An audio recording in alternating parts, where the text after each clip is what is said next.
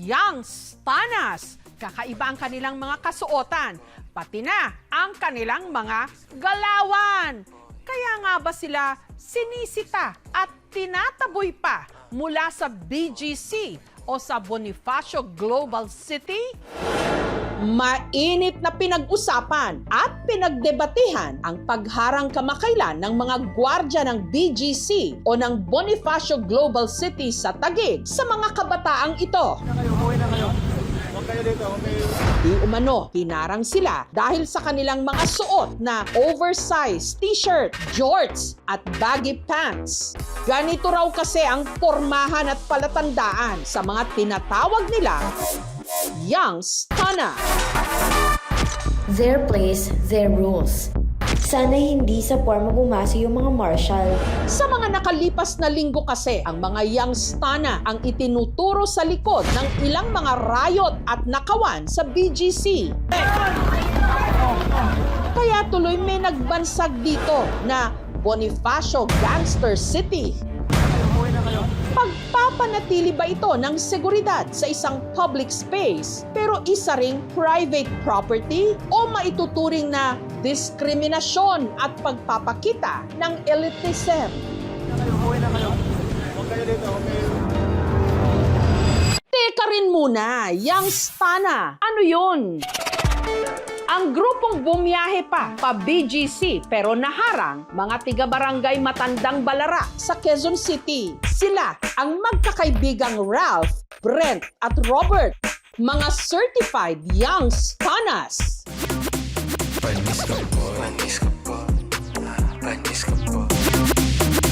Sa mga tropa ko po nakuha. Parang nagandaan din po sa suot nila. Tinatry po namin kung babagay sa amin. Ang Young Stana, slang daw ng Young Stunner. Grupo raw sila ng mga kabataang maangas manamit, mahilig magpakitang gilas at hindi takot na maging iba.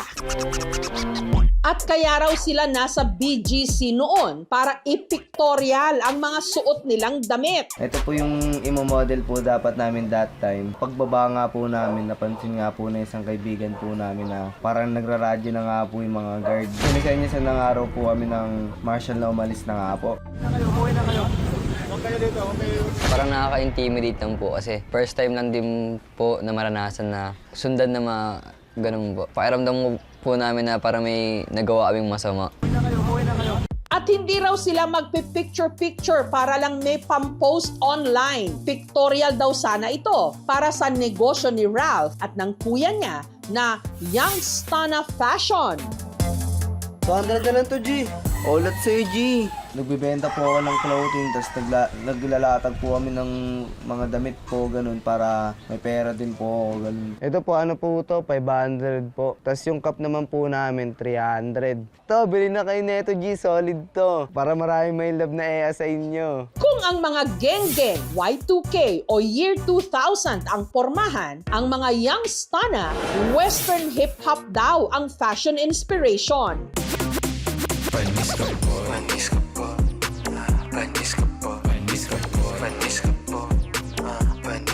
Pag ganito po suot ko, confident ako lumabas-labas sa mga ano.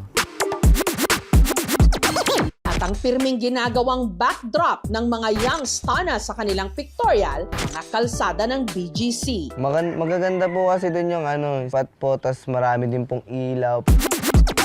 Ang isa pang kapansin-pansin sa mga Young Stana, bukod sa kanilang fashion sense, ang kakaiba nilang tono at lengguwahe. Meron silang sariling bokabularyo kung saan ang mga salita binabaligtad. Epos ka lang lagi sa akin sa bit-bit ko lang lagi yung swag. Pag nagkakayaan po tumambay tapos parang ayaw po yung isa. Yun po yung sinasabi, naioyat eh. Yan tayo eh. Pinapaiksi Gusto ka naman, G. Buds lang, sak. Soktan-sok tala. o hindi kaya binibigyan ng double meaning. Hindi yan tatagos, Eka. Marami nang sumubok pero hindi natupad ang mga plano. Hindi siya sumasabay sa paglipad ng eroplano. Hey. Ano raw? Tatagos ka ba? May gusto ka sa akin? Hindi ko naintindihan talaga yung mga ganun salita ngayon. Boss, wala akong idea. Yung bounce na ako, ang pagkaintindi ko parang na-touch, parang nag-rebounce po. Nahihirapan man daw ang iba na maintindihan ang mga sinasabi nila. Hindi naman daw nila maunawaan kung bakit ganon-ganon na lang daw sila kung husgahan. Comment po na Yangstangas, Kuami, bawal na raw po sa BGC yun kasi pang social na lugar. Kaya po kami sinabihin na Yangstanga dahil lang po sa panonood, hindi nga po nila kami kilala para sabihin ng ganun eh. Bagamat iginigiit ng magkakaibigan na wala raw silang balak na manggulo sa BGC, batid din daw nila na may ilang pangkat ng mga Yangstanas sa ibang mga lugar na napapatrobol. Gaya na lang ng mga Yangstana na ito.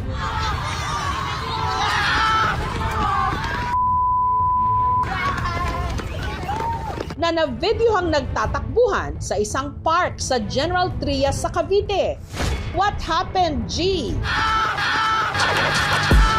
Kabilang sa mga naroroon, ang crew o grupo ng mga magkababatang sina Sian, Joseph, JR at Renan.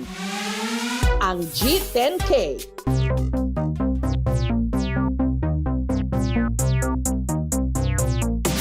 Mahigit 5 years na rin po kami nagsasamang magtatropa po. Ang meaning po ng G yun, parang katawagan lang po namin na WhatsApp G. Then yung 10 po, nagsimula po sa unang members po namin, is 10 lang po talaga. Tapos yung K po, sumisimbolo po sa ito sa pera. May bitaw ba kayo? Opo. Paano yun?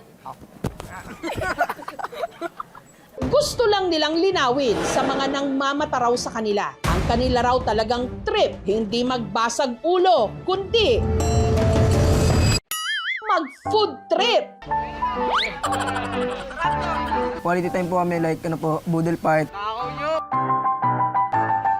Hindi rin daw sila ang may pakana ng gulo nung na-videohan silang nagtatakbuhan sa park. Nadamay lang daw sila ng ibang napatrobol na crew. Nakipag-collab lang po kami sa ibang crew para po sa mga photoshoot po, para marami rin po kami makilala pong kaibigan. Po, nakakasakit rin po kasi sa damdamin yung parang i-judge ka po nila na hindi po alam yung buong story mo. Kahit po sa mga formahan mo lang po na mga ganito po. Ang kanila raw crew, lahat good, eka, o good boys. At ang kanila raw focus, ang maabot ang kani-kanilang goals.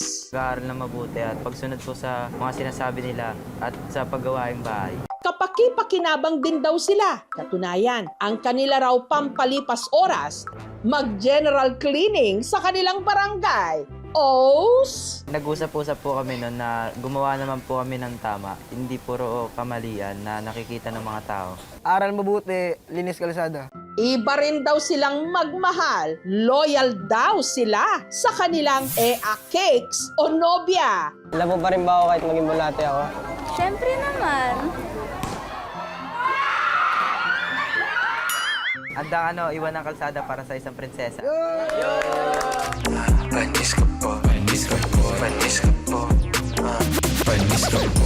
Pero paano nga ba umusbong ang Yangstana culture sa mga Pinoy Gen Z? Isa sa nagpasimuno raw nito ang tiga North Caloocan na si Carlo, also known as Low Drip Pin. Alam po yung dripin na yan kasi yung pinoporma ko po ng mga nakaraan, mga 2024, drip po talaga. Ang kanya raw mga bitawan, inspired ng kanyang mga iniidolong rapper. Sa mga New York rapper po, doon ko po natutunan yung ganung forma. Sabi ko parang gusto kong pausuhin to dito sa Pilipinas. Ang kanya raw claim to fame, ang husay niya sa pag-sturdy na isang nauusong dance craze.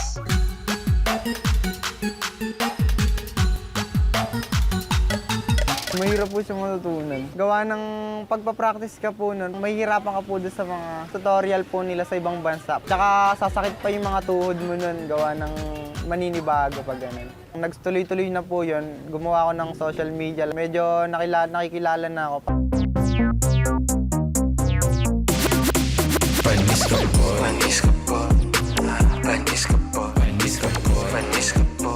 Hanggang sa ginaya na nga siya ng napakaraming kabataan. Masarap sa pakiramdam kasi na-impluwensyahan ko sila. Samantala, ang pagbabawal sa mga youngstana na pumasok at gumala sa BGC, naaayon din ba sa batas at patakaran o maituturing din ba itong diskriminasyon? Bilang isang pribadong lugar ay meron namang karapatan ang management kung sino ang papapasukin at hindi papapasukin. Ngunit kailangan maging resonable ito. Kung wala namang nagawang mga pagkakamali o kasalanan ng mga tao sa nakaraan, ay walang karapatan ang sino man para ipagbawal ito kahit na pribadong lugar ito.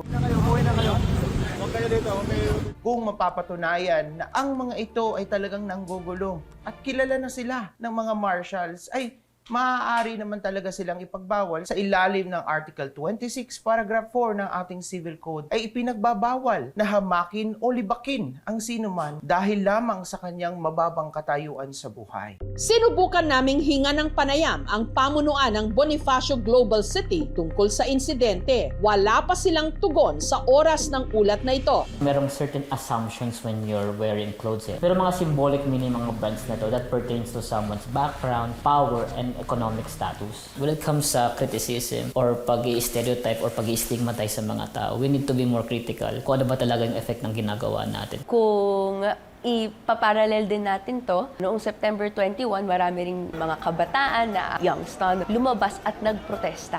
Pero pagkatapos ay tina-target sila. No, sila ang sinasabihang mga naging rason for the riots. May outrage na nararamdaman ang mga marginalized or poor communities. Huwag po kami judge sa gantong suot, tsaka ba't po kayo nandidiri? Ano lang naman po to. Pananamit lang din naman po namin to.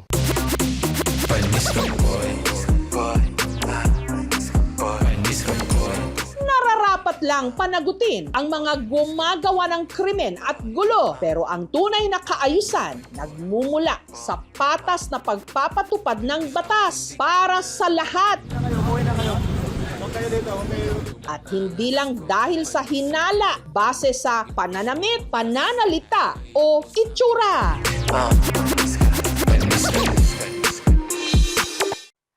Thank you for watching mga kapuso. Kung nagustuhan niyo po ang videong ito, subscribe na sa GMA Public Affairs YouTube channel.